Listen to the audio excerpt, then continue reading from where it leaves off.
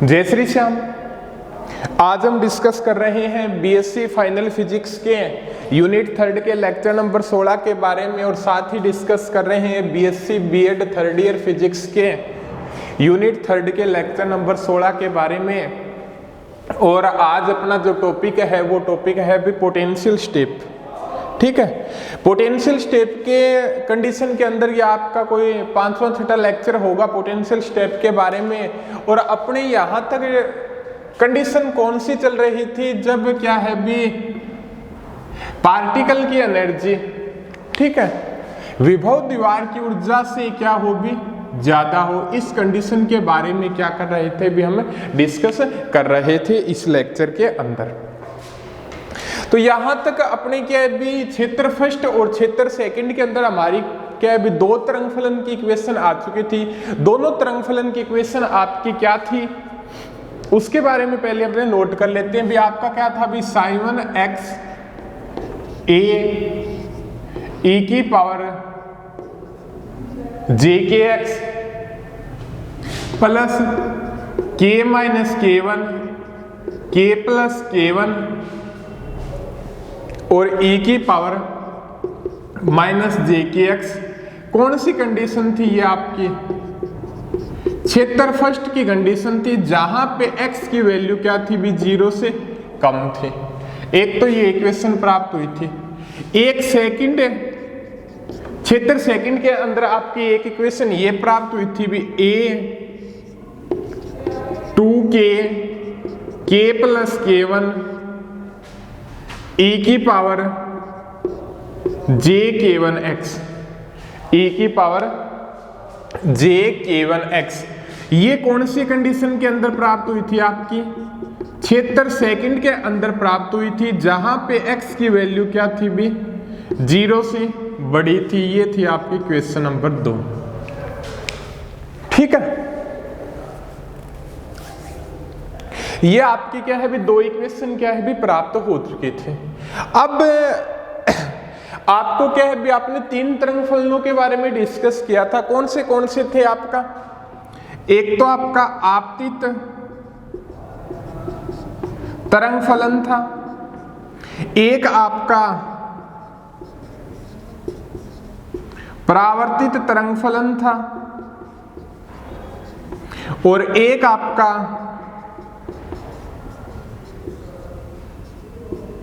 पारगमित तरंग फलन था। आपने तीन फलनों के बारे में डिस्कस किया था। कौन से थे आपके, एक तो आपतित तरंग फलन था, एक परावर्तित तरंग फलन था और एक आपका क्या है भी पारगमित तरंग फलन था। ठीक है, तो अपने भी इस प्रकार से इसकी वेव को दर्शा सकते हैं भी। ये जो एरिया था ये मानो भी आपका क्या है भी क्षेत्र फर्स्ट का है, जहां पे x की वैल्यू, यहां पे x इक्वल टू क्या मान लो भी आपका 0 है, जहां पे x की वैल्यू क्या है भी 0 से कम है। और ये आपका पार्ट मान लो क्षेत्र सेकंड मान लो, और जहां पे x की वैल्यू क्या है भी 0 से ज्यादा है। नीचे क्या है भी आपको क्लियर दिखाई दे रहा होगा।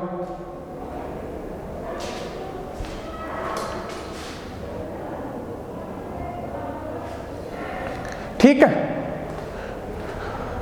अब यहां पे अपने माना था भी जो क्षेत्र फर्स्ट के कारण जो हमारे पास जो इक्वेशन प्राप्त हुई थी भी, क्षेत्र फर्स्ट के दौरान हमारे पास क्या है भी जो इक्वेशन प्राप्त हुई थी, वहां पे जो तरंग संचरण नियतांक था वो क्या था भी आपका k माना था, k इक्वल टू 2mv/h²। ठीक है, और क्षेत्र सेकंड के अंदर जो आपका तरंग संचरण नियतांक था वो क्या माना था भी आपने k1 माना था, याद हो तो आपको। ठीक है, और k इक्वल टू आपका क्या होता है 2π/λ। तो लैम्डा इक्वल टू क्या आ जाएगा आपका 2π/k हो जाएगा।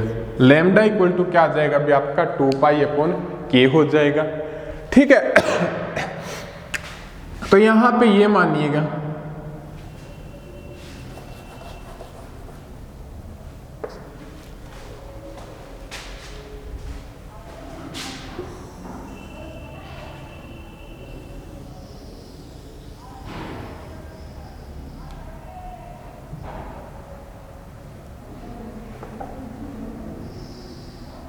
ठीक है, इस प्रकार से मान लीजिएगा आप। ठीक है, एक बार आपको ये क्या है अभी आपकी आपतित की, आपतित की वेवलेंथ क्या होगी, या तो ये दूरी मान लो आपकी, ये हो जाएगी आपकी वेवलेंथ, या क्या मान लो आप इन दोनों फैक्टरों के मध्य दूरी मान लो, या तो यहां से लेके ये दूरी आप मान लो, या क्या है इन दोनों के मिड पॉइंट के बीच की दूरी मान लो। वो क्या है अभी आपकी वेवलेंथ 2π/k है, 2π/k है। ठीक है, ये तो होगी भी आपतित की।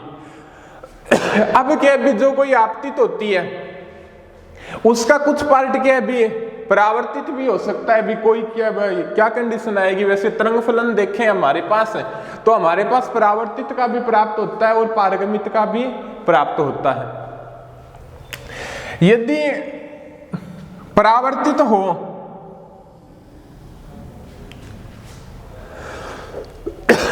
यदि क्या भी परावर्तित हो तो आपके पास क्या कंडीशन हो सकती है,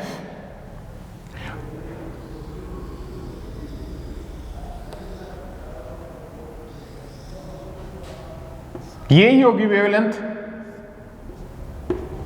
यही दूरी होगी, वो क्या हो जाएगी 2π/k। ठीक है, और यहां पे आपका ये क्या हो जाएगा अभी फैक्टर,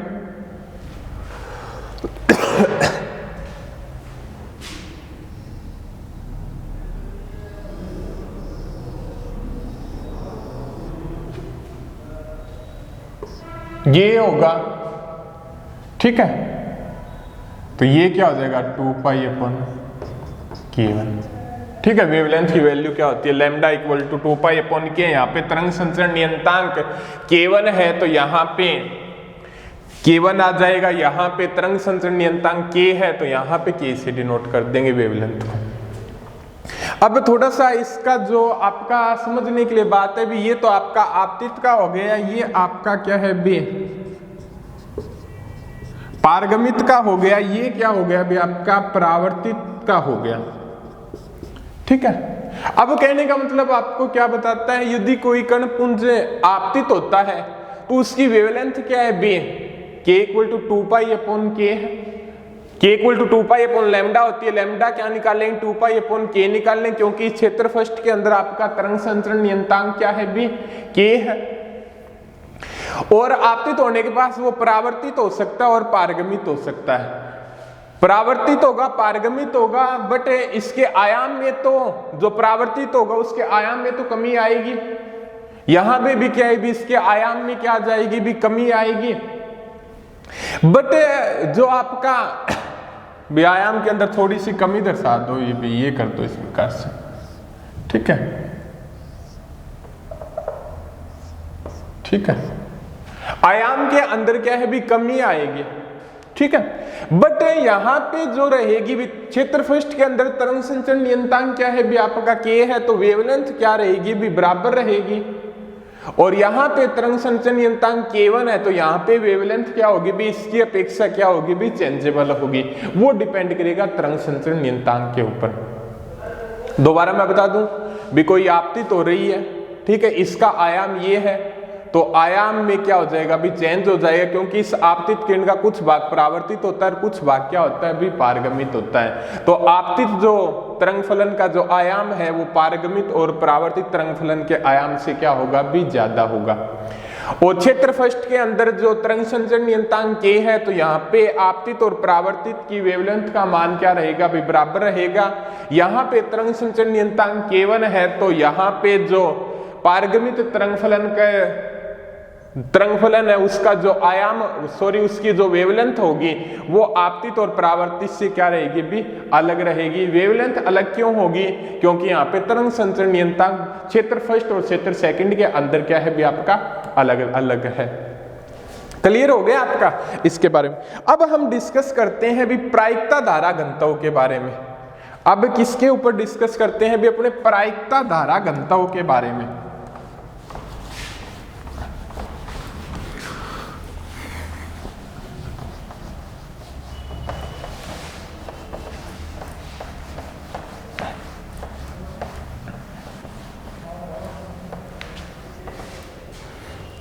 किसके बारे में डिस्कस कर रहे हैं अभी अपने? प्रायिकता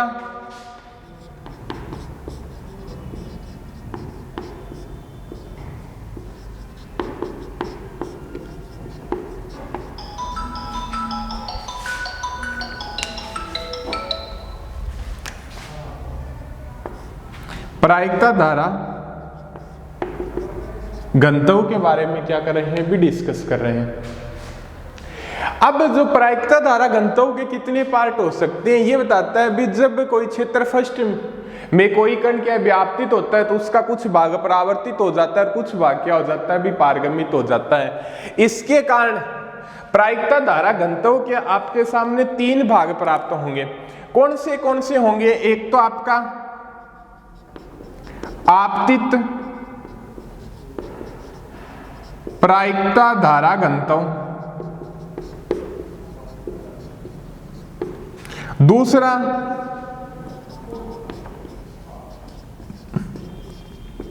परावर्तित प्रायिकता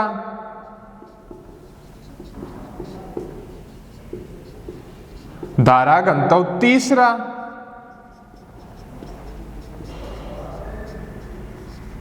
पारगमित प्रायिकता धारा घनत्व। 3 भाग हो गए।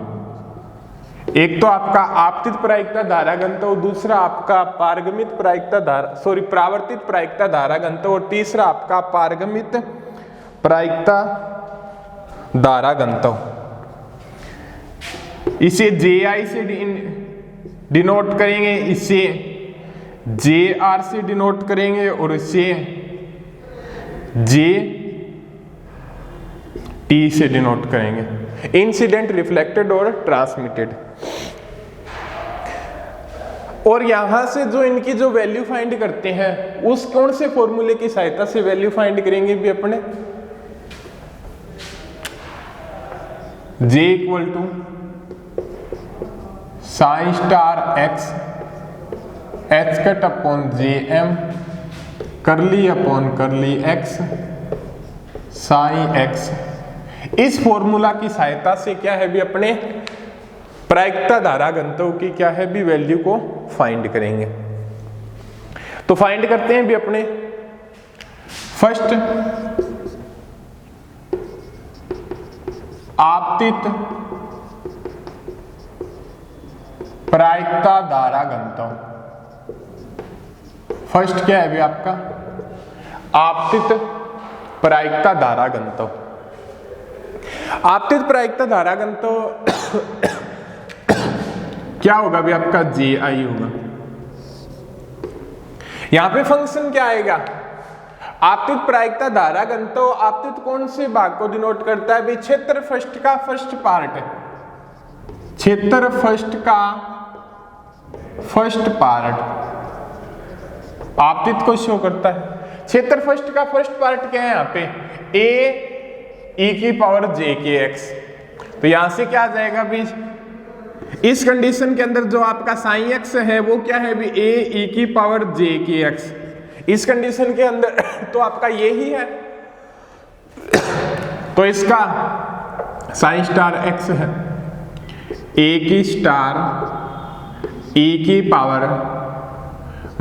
a⁻j⁴x h cut upon JM curly upon curly x और आपका a⁻j⁴x ये हो गया आपका। क्लियर है आपका यहां तक?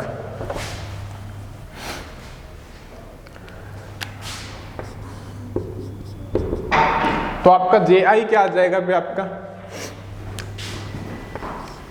a⁻e⁻j⁴x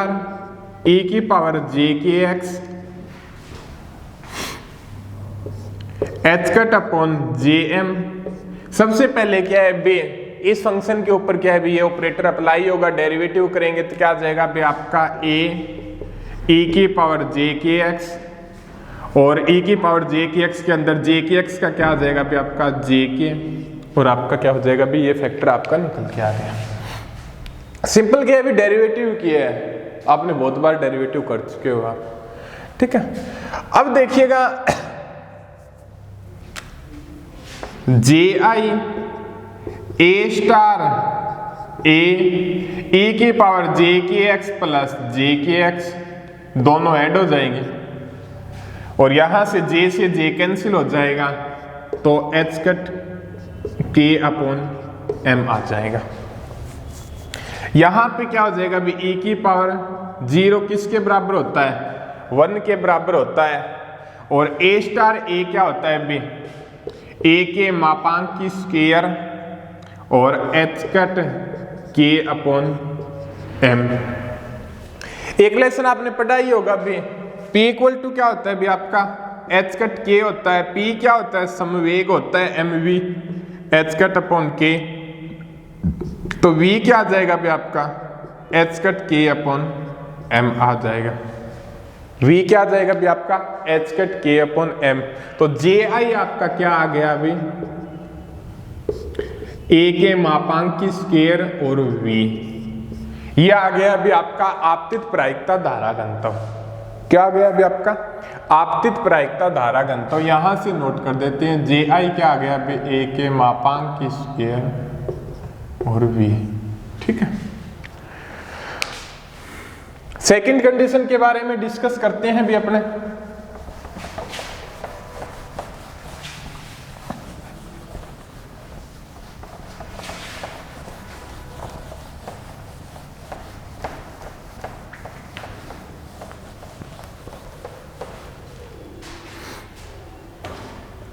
परावर्तित प्रायिकता धारा घनत्व के बारे में।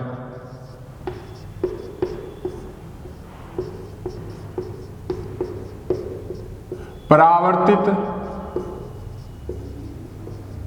प्रायिकता धारा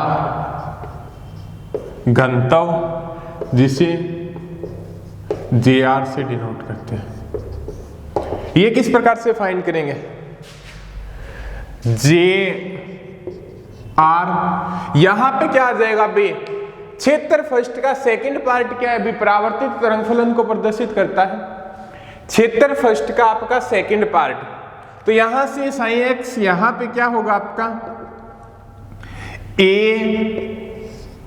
k minus k1 k plus k1 e की पावर माइनस जे के एक्स, यही होगा क्षेत्र है। इक्वेशन फर्स्ट का सेकंड पार्ट, a तो दोनों के मल्टीप्लिकेशन में होगा, ये आपका क्या है भी, ये फैक्टर आ जाएगा। एक आपने डिस्कस किया भी था, आपके जो b कांस्टेंट की वैल्यू होती है वो क्या होती है भी, k minus k1 upon k plus k1 equal to a होती है।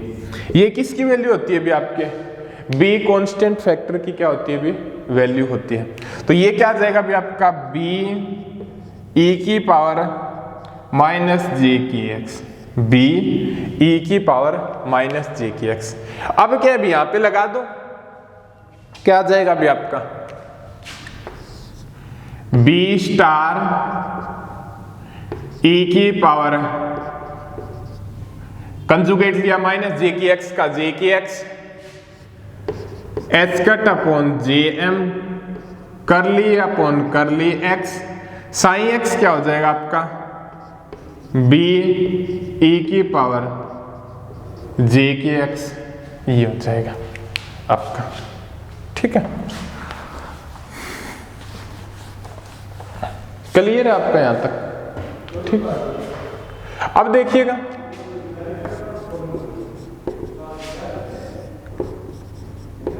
b स्टार e की पावर जे के x H cut upon J M, derivative करेंगे, b कांस्टेंट है बाहर आ जाएगा, e की पावर माइनस जे के एक्स का डेरिवेटिव ये आपके सामने ये हो जाएगा।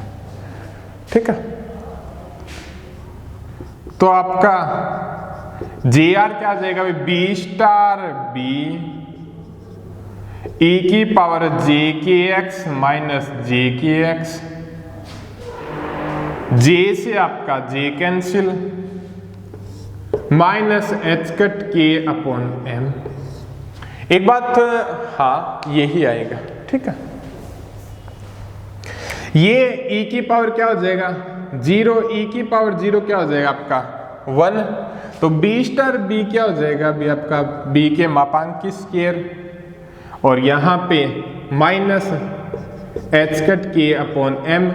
एच कट के अपॉन एम क्या होता है अभी आपका, वेलोसिटी के बराबर होता है माइनस बी के मापांक की स्क्वायर और ये v। ये आपका आ गया अभी जे आर। क्या आ गया अभी आपका जे आर। जे आर क्या है अभी आपका, परावर्तित प्रायिकता धारा घनत्व। ठीक है, जे आर क्या है अभी आपका, परावर्तित प्रायिकता धारा घनत्व। वो क्या है माइनस बी के मापांक की स्क्वायर इंटू वी फैक्टर। ठीक है, अब अपने डिस्कस करते हैं बे आपतित प्रायिकता धारा घनत्व को निकाल लिया, परावर्तित प्रायिकता धारा घनत्व को क्या है भी अपने निकाल लिया।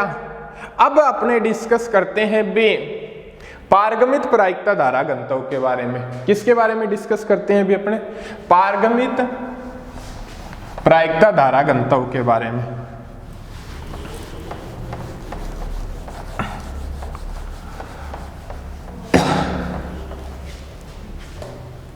थर्ड नंबर पॉइंट क्या है अभी आपका,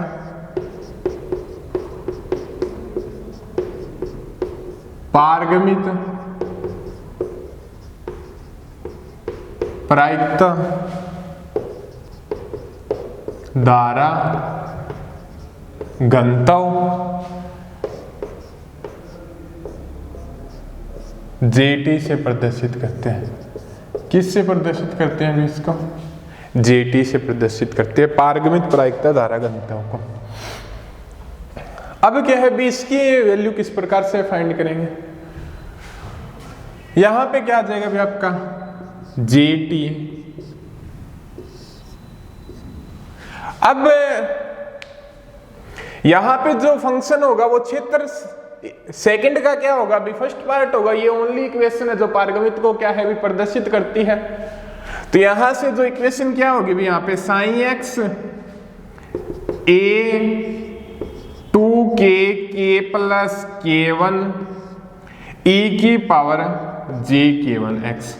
ये जो होता है ये किसके बराबर होता है, c नियतांक के क्या होता है भी आपका बराबर होता है। तो ये क्या आ जाएगा भी आपका c e की power j k1 x, c e की पावर j k1 x। तो यहां से प्रदर्शित करेंगे भी c की स्टार e की power j k1 x h cut upon j m करली upon curly x c e की पावर j k1 x। और ये आपका हो गया क्लियर।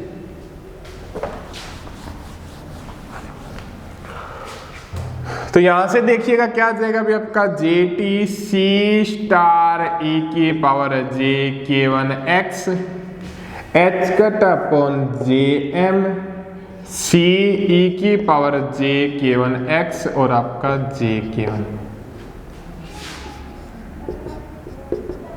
सी स्टार सी क्या हो जाएगा आपका, सी के मापांक की स्क्वायर। ये फैक्टर आपका 0 1 हो जाएगा, जे से आपका जे कैंसिल हो जाएगा, H cut k1 upon M आ जाएगा, H cut k1 upon M आ जाएगा। अब देखिएगा अभी आपका क्या होता है, P इक्वल टू क्या होता है आपका एच कट k होता है। ठीक है, तो यहां पे क्या है बी तरंग संचरण नियतांक क्षेत्र सेकंड के अंदर k1 है, तो मोमेंटम भी मान लो क्या है भी आपका p1 है। तो ये m v1 h cut k1 और तो v1 इक्वल टू क्या आ गया अभी आपका h cut k1 upon m आ गया, यही आएगा। तो यहाँ पे c के मापांक की स्क्वायर और आपने मान लिया v1। तो आपका gt फैक्टर आना था वो क्या आ गया अभी आपका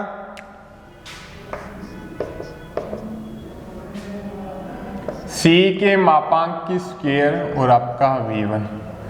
तो यहाँ पे क्या डिनोट करता है, क्षेत्र फर्स्ट के अंदर जो आपका कण का वेग है वो तो क्या है बी, क्षेत्र फर्स्ट के अंदर जो कण का वेग है वो क्या है बी आपका v है, और क्षेत्र सेकंड के अंदर जो कण का वेग है वो आपका क्या है बी v1 है। क्षेत्र फर्स्ट के अंदर जो कण का वेग है वो क्या है भी आपका v है, और क्षेत्र सेकंड के अंदर जो कण का वेग है वो आपका क्या है भी v1 है। ये हो गया भी आपका आपतित प्रायिकता धारा घनत्व, परावर्तित प्रायिकता धारा घनत्व और पारगमित प्रायिकता धारा घनत्व के बारे में।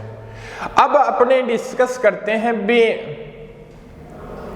प्रायिकता धारा घनत्व के बाद पारगमन गुणांक के ऊपर। पारगमन गुणांक क्या होता है और पारगमन और परावर्तन गुणांक। सबसे पहले परावर्तन गुणांक के बारे में डिस्कस कर लेते हैं।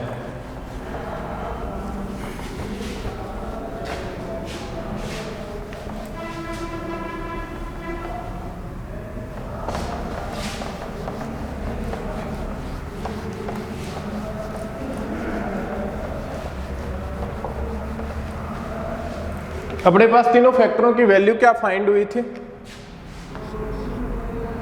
ji इक्वल टू a के मापांक की square v, jr equal to minus b के मापांक की स्क्वायर v, और आपके jt की वैल्यू क्या प्राप्त हुई थी? c के मापांक की स्क्वायर और v। ये ही तीन फैक्टर आपके पास सामने प्राप्त हुए थे। अब अपने पास डिस्कस करते हैं भी परावर्तन गुणांक के बारे में क्या रिजल्टेंट है। परावर्तन गुणांक, परावर्तन गुणांक क्या किसे कहते हैं भी? नोट कर देते हैं भी यहां पे।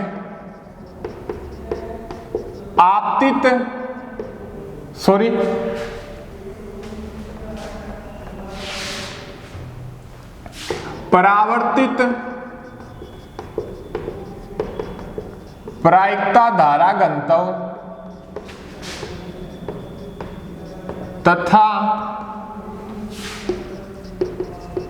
आपतित प्रायिकता धारा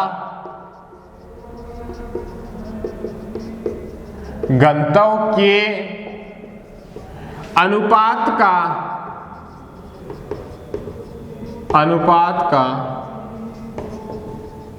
निरपेक्ष मान, परावर्तित प्रायिकता धारा घनत्व तथा आपतित प्रायिकता धारा घनत्व के अनुपात का निरपेक्ष मान परावर्तन गुणांक कहलाता है। क्या कहलाता है भी आपका? परावर्तन गुणांक कहलाता है। यही होता है परावर्तित प्रायिकता धारा घनत्व तथा आपतित प्रायिकता धारा घनत्व के अनुपात का निरपेक्ष मान क्या कहलाता है भी आपका? परावर्तन गुणांक कहलाता है। क्या हो जाएगा भी? परावर्तन गुणांक को किससे प्रदर्शित करते हैं भी? अपने कैपिटल R से शो करते हैं। तो R क्या हो जाएगा आपका? JR तथा JI का मैग्नीट्यूड। ठीक है। अब क्या है बी? इसको अलग अलग भी कर सकते हैं।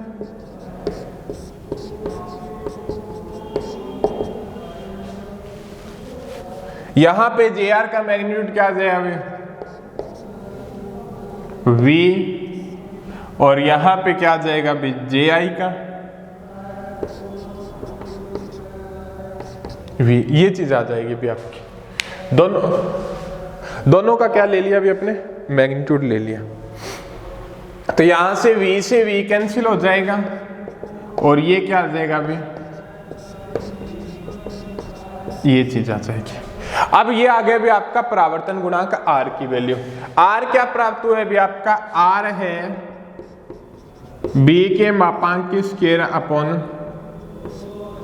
A के मापांक की स्क्वायर। ठीक है। शायद आज क्या है भी ये टॉपिक इतना ही होगा, क्योंकि इस लेक्चर का टाइम हो चुका है।